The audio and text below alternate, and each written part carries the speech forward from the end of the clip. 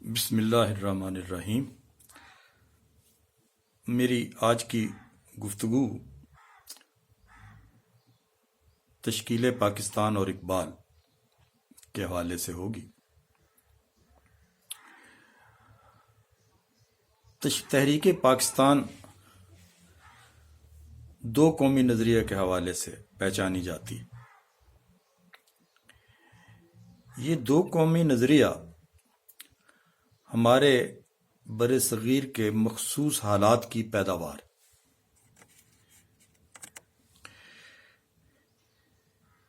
اس لیے کہ بر صغیر میں جب قائد اعظم نے یہ کہا تھا کہ جس روز پہلا مسلمان ہندوستان میں داخل ہوا تھا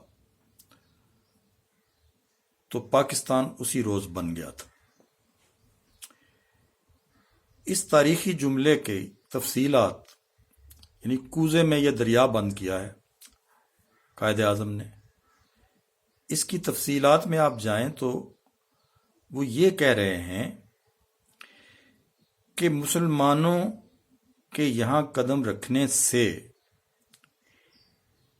ایک نیا نظریہ، ایک نئی آئیڈیالوجی، ایک نیا نسب العین، ایک نئی تہذیب کا بیج بو دیا گیا۔ ظاہر ہے کہ وہ کیسے کہ ہندوستان تو ذات پات والا معاشرہ تھا۔ اس معاشرے میں جو نچلی طبقات تھے ان کو شودر سمجھا جاتا تھا، اور دوسری ذاتیں جو برتر ذاتیں اپنے آپ کو کہتی تھیں وہ کہتی تھی یہ پلید لوگ ہیں، اگر یہ ہمیں چھو جائیں یا ہمارے گھر میں داخل ہو جائیں تو پورے گھر کی صفائی ضروری ہو جاتی ہے۔ یہ معاشرہ تھا۔ ظاہر مسلمان جب کہیں بھی جاتا ہے تو اپنے ساتھ انسانی مساوات کا ایک تصور لے کے جاتا ہے جس میں ذات پات کی کوئی گنجائش نہیں۔ تو آپ دیکھتے ہیں کہ جب تاریخ ذرا آگے بڑھتی ہے تو مسلمان صوفیاء اور مسلمان علماء دین انہوں نے توحید کا پیغام پہنچانا شروع کیا، تو ان کو بات چیت کے لیے ضرورت پڑی۔ یہاں مختلف زبانیں تھیں، تو ایک تو معجزہ آپ یہ دیکھیے کہ خود اردو زبان اتنی کوششوں کے حوالے سے جو ضروری وسیلے کے طور پر پیدا ہو گئی، اسی لیے اسے لشکری زبان کہتے ہیں کہ بہت ساری زبانوں کے اس میں تال میل سے یہ زبان جو ہے بنی ہے، امتزاج ہے۔ تو ایک تو جو بات قائد اعظم نے کی اس کی ایک نشانی یہ ہوئی کہ مسلمانوں کے یہاں آنے سے اردو زبان کے خد و خال ابھرنا شروع ہو گئے۔ اور پھر آپ نے یہ دیکھا کہ جب اکبر اعظم نے اپنی حکومتی سہولتوں کے لیے دین الہی جاری کرنا چاہا کہ اسلام کو اور ہندوازم کو ملا کر ایک دین بنانا چاہا، تو اس کا دماغ میں یہ فطور تھا نا کہ جیسے ہر انسان یہ کام کر سکتا ہے۔ بھی دین کے پیچھے تو ایک نبی کی شخصیت ہوتی ہے، اس شخصیت کا اعتبار ہوتا ہے لوگوں پر، ایک اس شخصیت کا روحانی کرشمہ ہوتا ہے۔ تو اس سیاسی ضرورتوں کے تحت تو مذہب نہیں بن جاتے۔ تو آپ نے دیکھا کہ اس ایفرٹس کے جو کی اکبر اعظم نے، اس کے خلاف سید مجدد الفسانی کی تحریک آئی، اور انہوں نے یہ کہا کہ مسلمان اپنی اجتماعی شناخت ہے وہ کسی دوسری قوم میں گم نہیں کر سکتے۔ یہ ایک الگ تہذیبی وحدت ہیں، ان کی کمیونٹی الگ ہوتی ہے مسلمانوں کی، اور اس کی اپنی پہچان ہے۔ اب یہی باتیں قائد اعظم نے بڑی تفصیل کے ساتھ بعد میں بتائی تھی نا، کہ ہمارے ہیرو الگ ہیں، ہماری زبان الگ ہے، ہمارا کلچر الگ ہے، دونوں قوموں کے جو ہیں وہ روایتیں الگ ہیں، تاریخ الگ ہے۔ حتیٰ کہ انہوں نے یہ کہا کہ بھئی ایک قوم گائے کا گوشت کھاتی ہے، دوسری قوم گائے کی پرستش کرتی ہے، تو اتنے فرق ہیں۔ تو ایک تو وہ کوشش ہوگی، ٹو نیشن تھیوری جو ہے وہاں سامنے آئی۔ اچھا، اقبال نے پھر آپ دیکھیں اس کے بعد اورنگزیب عالمگیر کا زمانہ آتا ہے۔ اورنگزیب عالمگیر کا کس کے ساتھ تضاد بنتا ہے؟ دارا شکوہ کے ساتھ۔ دارا شکوہ جو ہے وہ وحدت الوجودیت کا قائل تھا کہ بھئی خدا تو ہر چیز میں موجود ہے۔ تو اب یہ بات کہہ کے دراصل وہ کیا کرنا چاہتے تھے کہ شودروں کو تو ہاتھ نہیں لگانے دینا، مگر انہیں یہ تسلی دے دو کہ بھی تم بھی بڑے ہو، اگرچہ تم ہمیں چھو جاؤ تو ہم پلید ہو جاتے۔ تو اب ظاہر ہے کہ کوئی بادشاہ جب مرتا ہے تو بادشاہتوں کے زمانے کی جو تاریخ یہ ہوتی ہے کہ اس کے بچوں کے درمیان تخت نشینی کی جنگیں ہوتی ہیں۔ تو اس جنگ میں دارا شکوہ نے اپنی پوری کوشش کر لی لڑائی کرنے کی اور جنگ جیتنے کی۔ یا تو یہ کہیں گے نا وہ لڑا نہیں، وہ کتابیں لے کے بیٹھا ہوا تھا کسی اجرے میں، تو اس نے پوری جنگ کر لی۔ اس میں سروائیول آف دا فٹسٹ، جو بندہ سب سے زیادہ طاقتور تھا وہ جیت گیا۔ تو اب پھر یہ کس بات کی فتح ہوئی؟ وحدت الوجودیت کے مقابلے میں وحدت الشہودیت کی فتح ہوئی۔ اب اسی طریقے سے تاریخ آگے بڑھ رہی تھی، فرق موجود تھا۔ ہاں، جو امن امان آپ کو نظر آتا ہے برصغیر میں بادشاہتوں کے زمانے میں، یہ بادشاہت کی اتھارٹی کا کرشمہ ہوتا ہے۔ اس کو جمہوریت کے زمانے سے یا جمہوری دور سے خلط ملط نہیں کرنا چاہیے۔ جمہوری دور میں اکثریت کا راج چلتا ہے۔ آپ کو پتہ ہے کہ 51% جو لوگ ہیں ان کی مرضی 49% لوگوں پر پریویل کرتی ہے، اور 51% کی مرضی چلتی ہے، قوانین ان کے ذریعے سے بنتے ہیں، 49 نہیں وہاں کچھ کر سکتے۔ تو یہ جو بادشاہتوں کا زمانہ تھا اس میں یہ بادشاہ کا ٹیسٹ ہوتا تھا کہ وہ لڑائی جھگڑا کتنا ختم کر کے رکھتا ہے اور عدل انصاف کے قانون کتنے جو ہیں وہ ان کو عملی طور پر نافذ کرتا ہے۔ تو یہ اس بادشاہت کی اتھارٹی نے امن قائم کر رکھا تھا جو آپ کو نظر آتا ہے۔ اسی لیے آپ کو جیسے ہی مسلمانوں کی بادشاہت ختم ہوتی ہے، انگریز آتے ہیں تو ہندو دوڑ لا دیتے ہیں انہیں ون اوور کرنے کے لیے اور مسلمانوں کے خلاف سازشیں کرنے کے لیے۔ اب ظاہر ہے کہ جب بادشاہتوں کا عہد ختم ہو جائے اور جمہوریت کا عہد آنا ہو تو عددی اکثریت نے ڈومینیٹ کرنا ہوتا ہے۔ تو اس کی پہلے سے پیش بندی کی علامہ اقبال نے، اور علامہ اقبال کہا کرتے تھے اپنے دوستوں سے، اپنے ملنے والوں سے، کہ یہ جن علاقوں میں مسلمان بہت اکثریت میں ہیں اس میں قدرت کی کوئی مصلحت ہے۔ اب وہی قدرت کی مصلحت اقبال نے سمجھی اور اس سے نظریہ سازی کی، اور نظریہ سازی آفاقی نظریہ سازی کی۔ آفاقی نظریہ سازی میں ان معنوں میں کہتا ہوں کہ جس بات کو سر سید نے اس طریقے سے رد عمل کا اظہار کیا تھا، سر سید نے، کہ جب ہندوؤں نے، کانگریس نے کہا کہ ہندوستان کی زبان ہندی ہوگی، اردو نہیں ہوگی، تو اپنی تشویش میں اور اپنے رد عمل میں سر سید نے یہاں تک کہہ دیا کہ آج مجھے یقین ہو گیا ہے کہ جو جھگڑا آپ نے کھڑا کر دیا ہے، جب تک ایک قوم دوسری کو مکمل طور پر مغلوب نہیں کر لے گی یہاں امن قائم نہیں ہوگا۔ اب یہ بات ایک رد عمل کی بات تھی۔ اقبال نے ہمیں یہ بتایا ہے کہ صورت شمشیر ہے دستے قضا میں وہ قوم، کرتی ہے جو ہر زماں اپنے عمل کا حساب۔ ہم بڑے احترام کے ساتھ اپنے بزرگوں کی جو تاریخ ہے اس کا تجزیہ کریں گے، اور اختلاف بھی کریں گے کہیں جہاں ضرورت پڑے. اس کا مطلب یہ نہیں ہم ان کی عزت توقیر میں کوئی کمی کر دیتے ہیں. سر سید قوم کے بہت بڑے محسن تھے.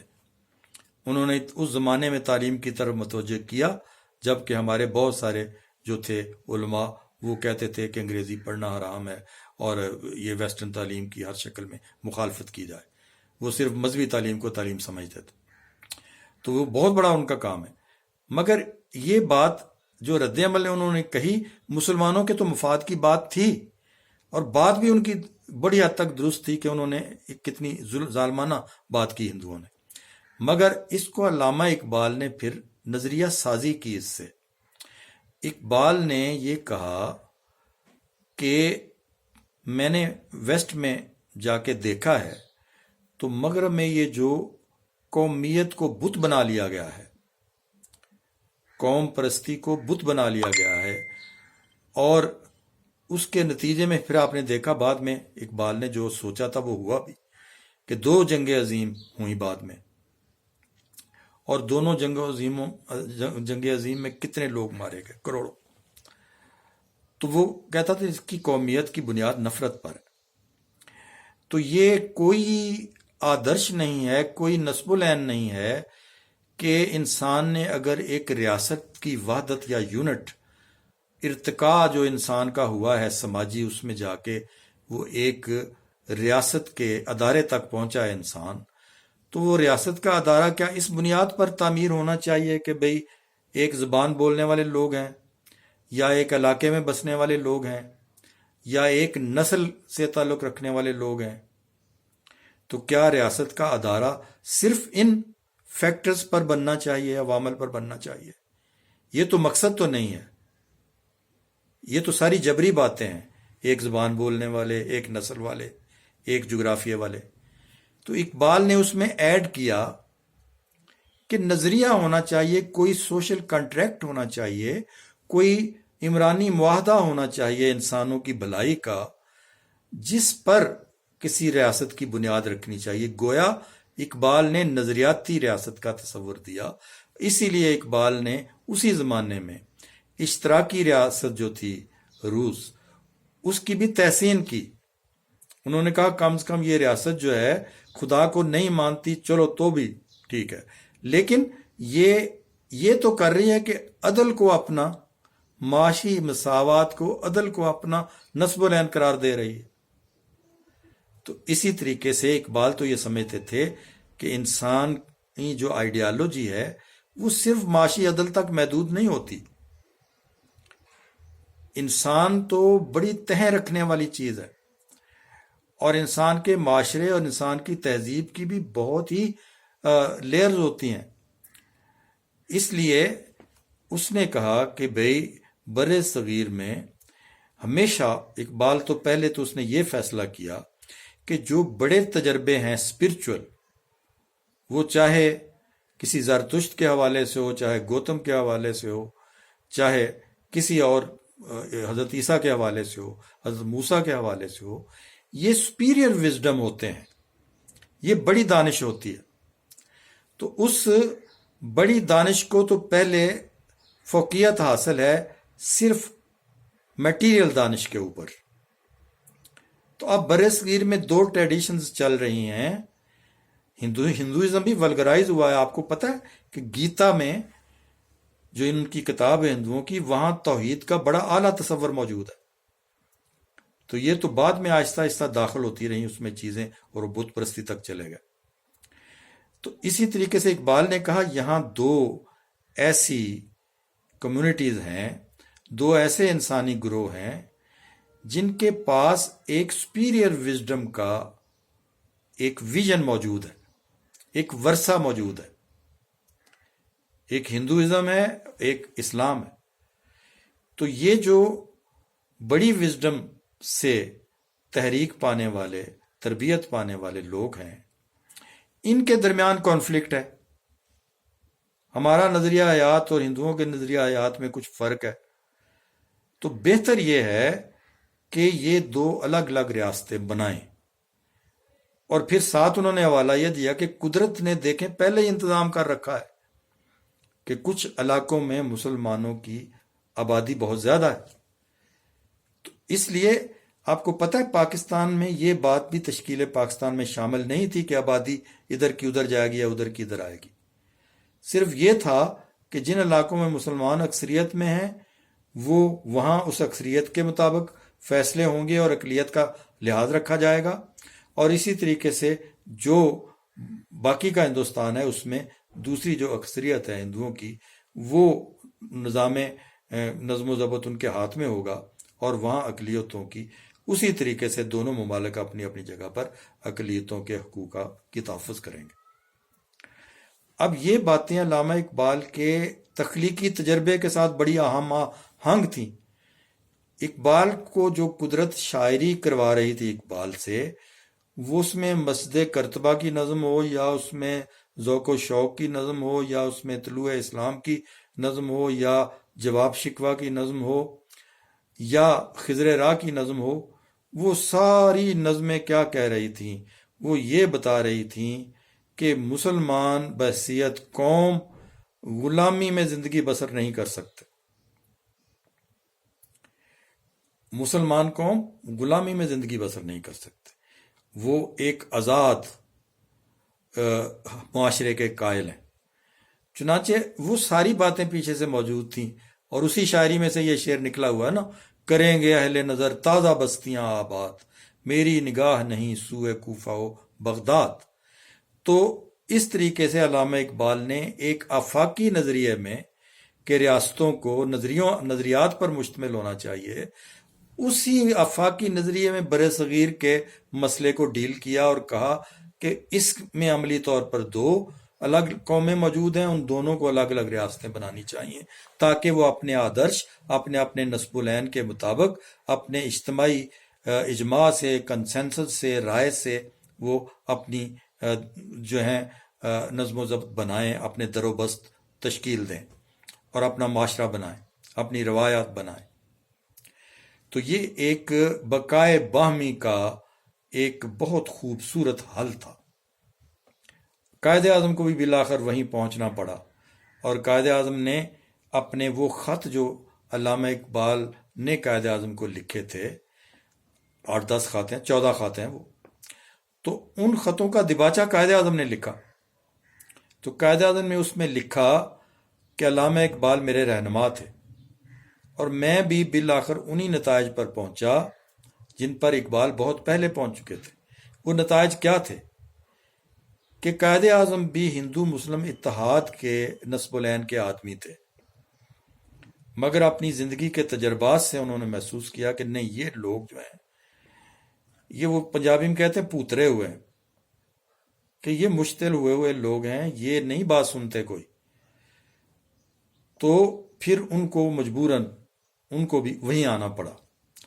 تو اب ایک تو ہے تاریخ، مگر پاکستان صرف یہ نہیں ہے کہ دو کانفلکٹ کا صرف حل تھا، یعنی دو قوموں کے تنازع کا صرف حل تھا، اتنی بات نہیں.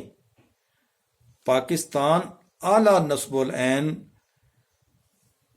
کو نمو دینے کے لیے، ان کی پرورش کے لیے، اعلیٰ تہذیب کی سطح پر انسانوں کو اٹھانے کے لیے ایک تجربہ گاہ تھا.